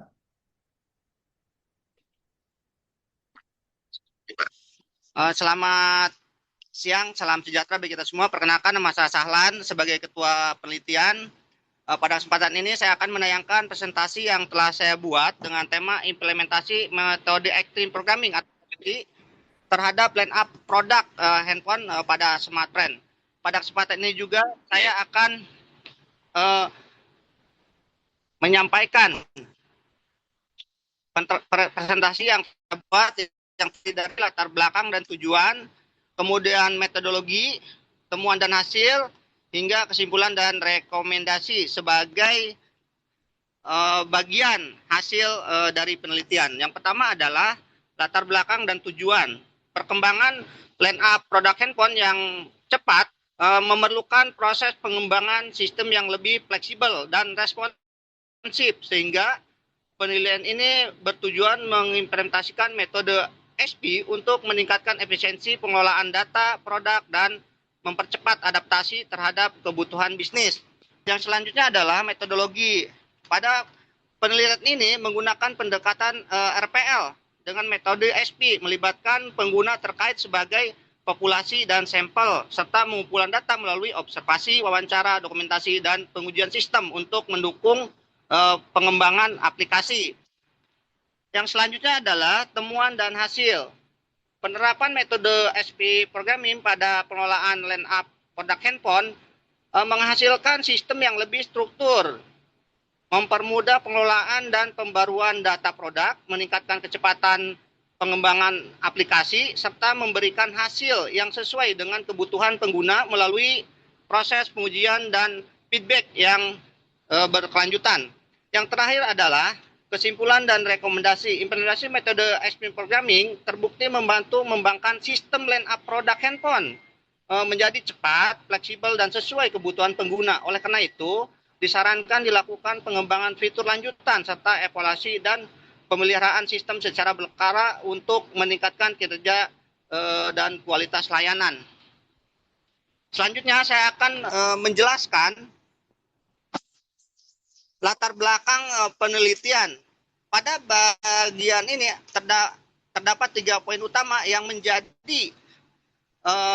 menjadi dasar dilaksanakannya penelitian ini. Yang pertama adalah konteks dan situasi penelitian. Smartfren memiliki berbagai line up produk handphone yang terus berkembang sehingga membutuhkan sistem pengelolaan data yang cepat, akurat, dan mudah diperbarui untuk mendukung kebutuhan bisnis dan pemasaran. Yang poin kedua adalah permasalahan atau kesenjangan. Pengelolaan data line up produk yang masih dilakukan secara kurang struktur dapat menyebabkan keterlambatan pembaruan informasi, kesalahan data, dan kurang efektifnya proses pengembangan sistem sesuai kebutuhan pengguna. Poin ketiga yang terakhir adalah urgensi dan relevansi penelitian. Di tengah perkembangan industri komunikasi yang sangat dinamis, diperlukan metode pengembangan perangkat lunak yang adaptif dan responsif seperti XP agar perusahaan dapat menyesuaikan perubahan kebutuhan bisnis dengan lebih cepat dan efisien. Di sini ada tujuan penelitian. Yang pertama adalah tujuan utamanya adalah menganalisis dan mengimplementasikan metode SP dalam pengembangan sistem line up produk pada smartphone. Tujuan kedua, mengidentifikasi efektivitas metode XP dalam meningkatkan kecepatan pengembangan sistem, kualitas perangkat lunak, dan kesesuaian dengan kebutuhan pengguna.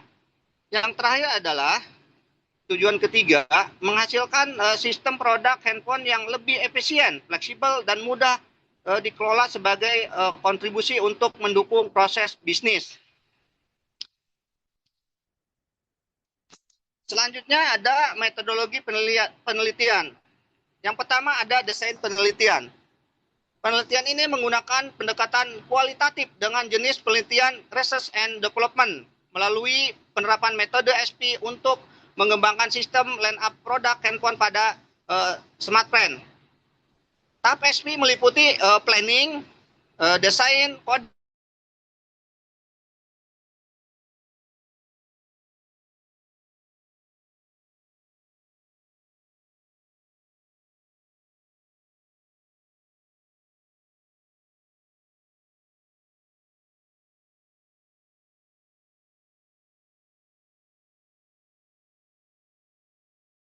pengembangan sistem. Yang selanjutnya adalah populasi dan sampel. Populasi penelitian adalah seluruh pihak yang terkait dalam pengelolaan line up produk.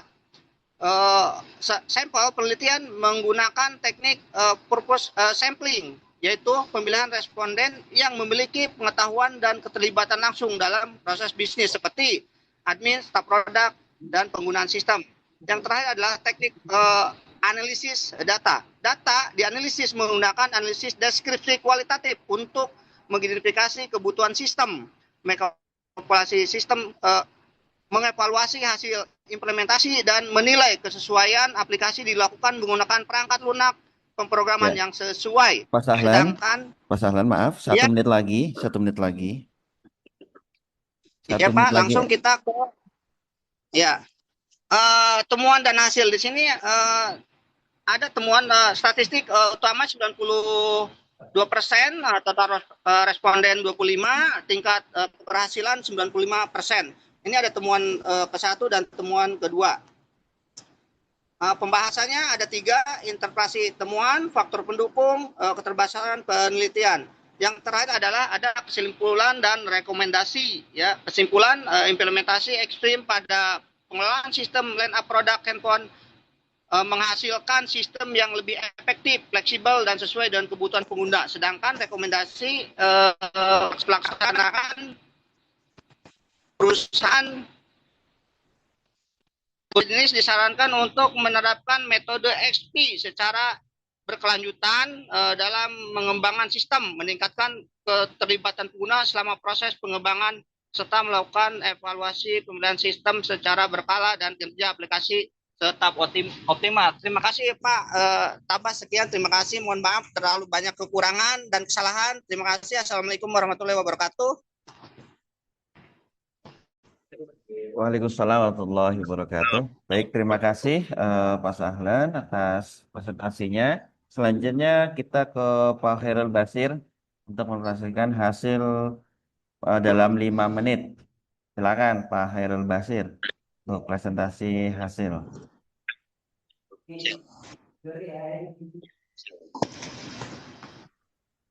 Oke, terima kasih Pak Tabah. Saya izin share screen ya Pak Tabah ya. Silakan Pak Khairul Basir. Ya enggak Pak, nanti siang aja tenang, aman. Ya, siang aja nggak apa-apa, bareng aja siang. Habis Jumatan kan? Siap, aman, oke. Terlihat ya Pak Tabah ya. Iya, oke. Aman-aman Pak, silakan Pak. Oke. Yang satuan Oke, kan? Bismillahirrahmanirrahim. Assalamualaikum warahmatullahi wabarakatuh. Ya, terima kasih atas waktunya. Izin share screen. Berikut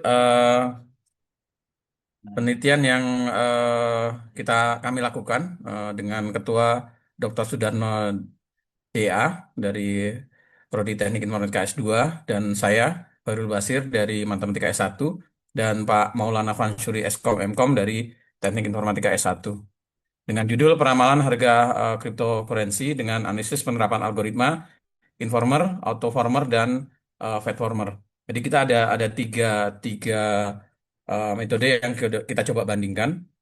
Latar belakangnya sendiri adalah latar belakang dan tujuannya adalah konteks masalah penelitian dan tujuan yang ingin dicapai pada studi ini.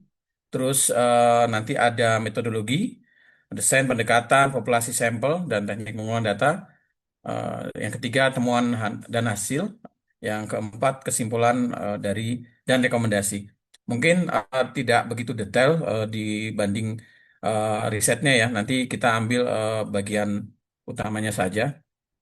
Di latar belakang, konteks penelitian di cryptocurrency merupakan aset digital dengan pertumbuhan pesat, namun memiliki volatilitas harga yang sangat tinggi sehingga sulit diprediksi secara akurat.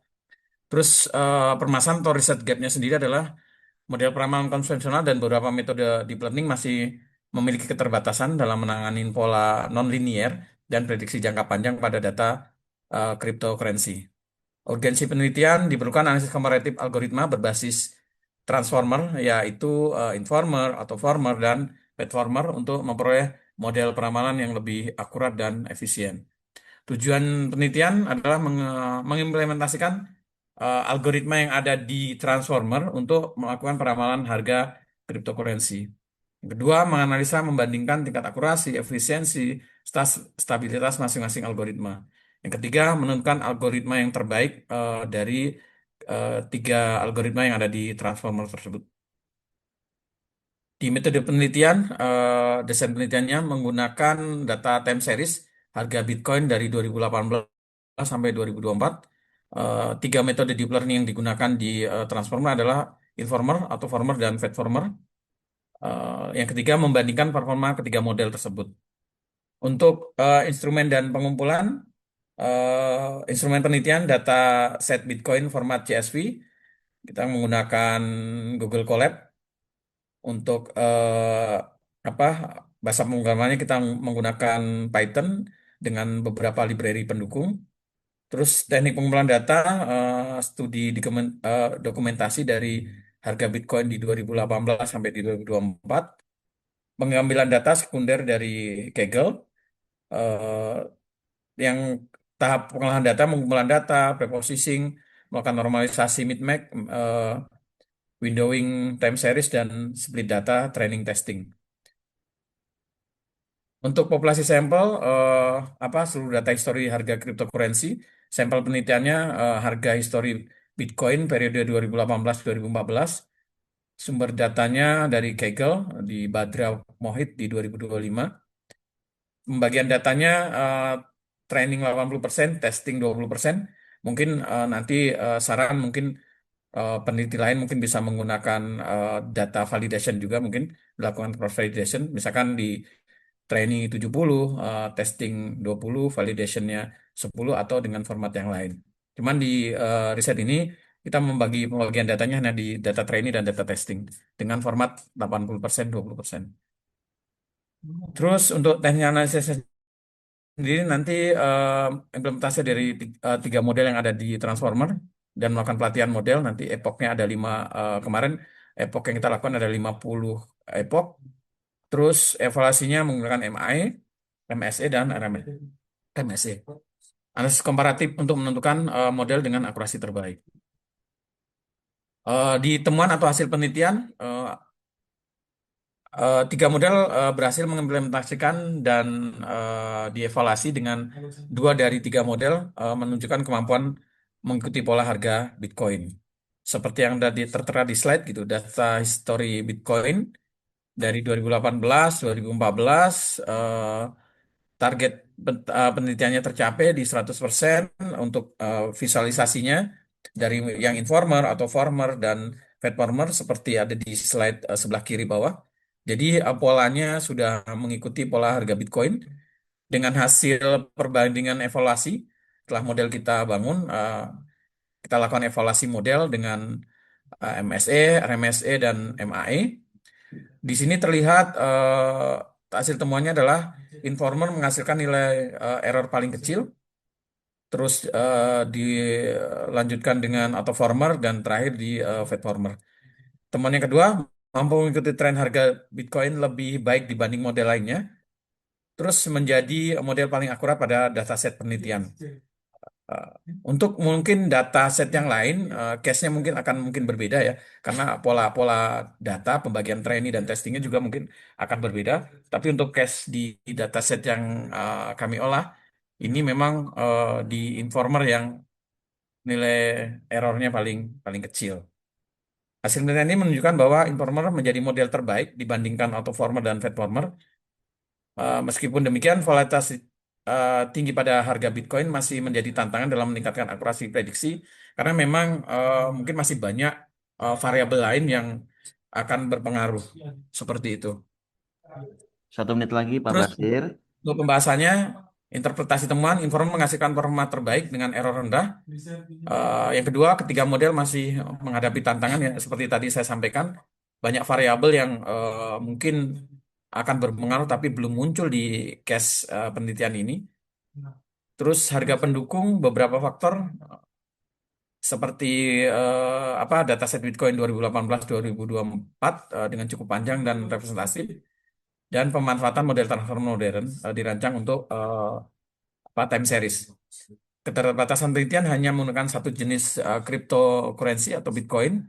Terus prediksi hanya berdasar pada data histori tanpa mempertimbangkan faktor lain seperti sentimen pasar, berita, maupun faktor ekonomi global. Jadi sebenarnya banyak faktor yang akan berpengaruh, cuman di sini case-nya kita hanya lihat berdasarkan historical data sebelumnya. Terus tingginya volatilitas cryptocurrency menyebabkan akurasi prediksi mungkin belum optimal. Karena di sini kita hanya membaca historical data dari harga tanpa melihatkan variabel lain ya, tadi sentimen pasar dan lain-lain.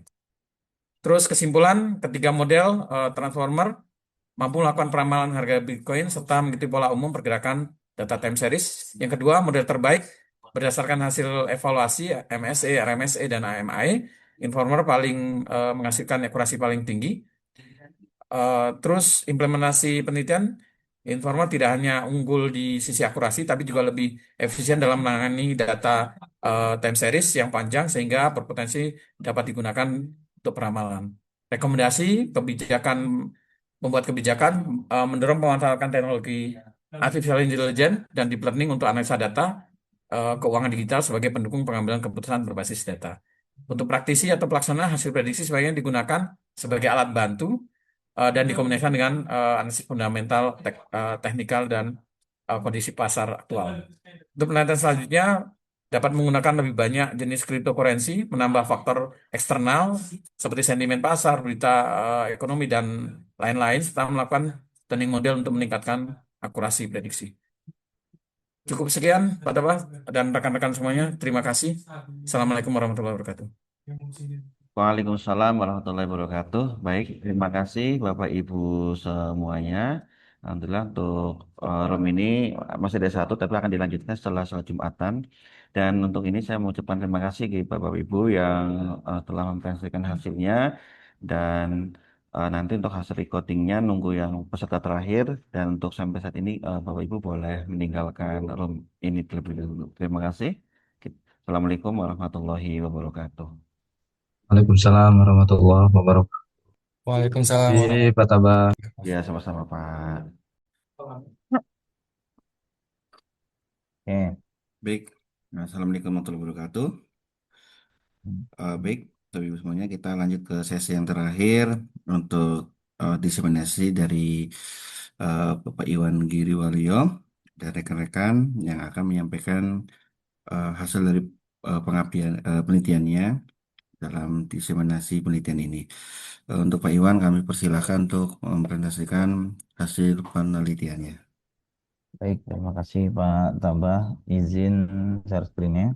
Silakan Pak.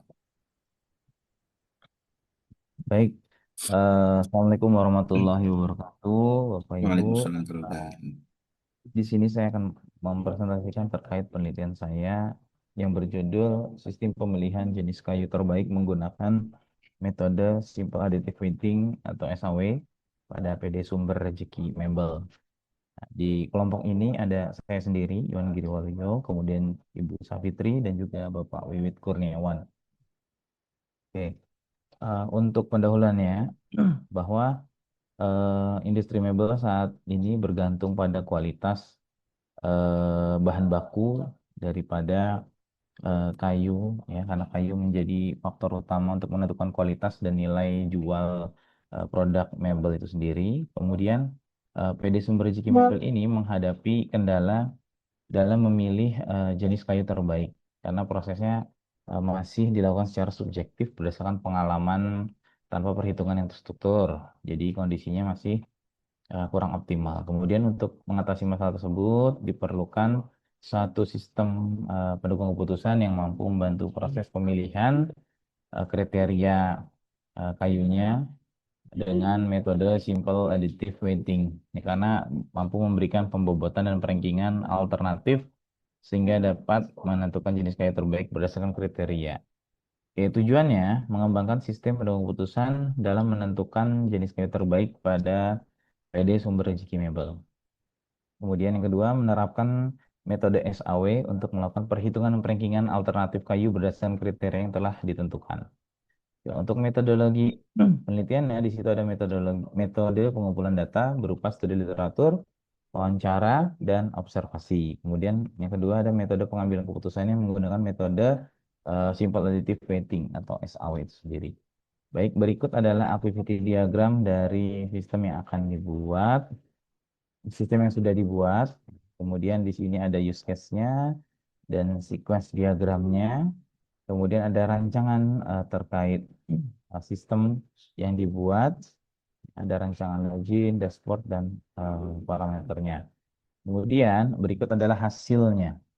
Tadi rancangannya, ini hasilnya, hasil daripada webnya itu sendiri seperti ini tampilannya. Jadi ada tampilan login, dashboard, maupun kriteria.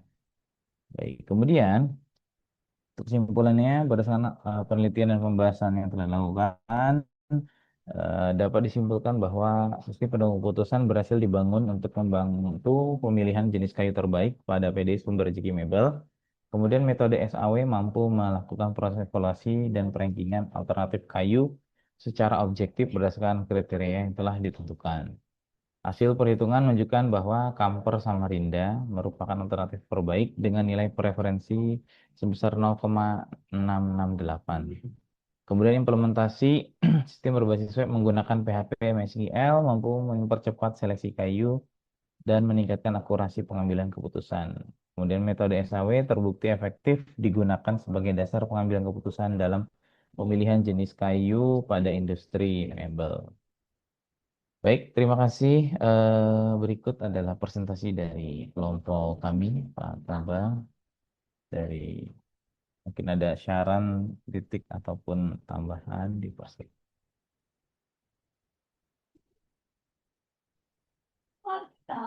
Ya, terima kasih Pak Iwan atas presentasinya. Eh, Sejauh ini sudah sampai tahap implementasi Pak Iwan ya. Berarti tinggal rencana publikasi kemana Pak Iwan? Publikasi ke jurnal terakreditasi Sinta, Pak. Oh, terakhir Sinta ya. Sinta berapa? Belum ini ya, baru yang Belum. terakreditasi aja ya. Baik. Berarti haki gimana Pak Iwan? Bisa dihakikan nih ya?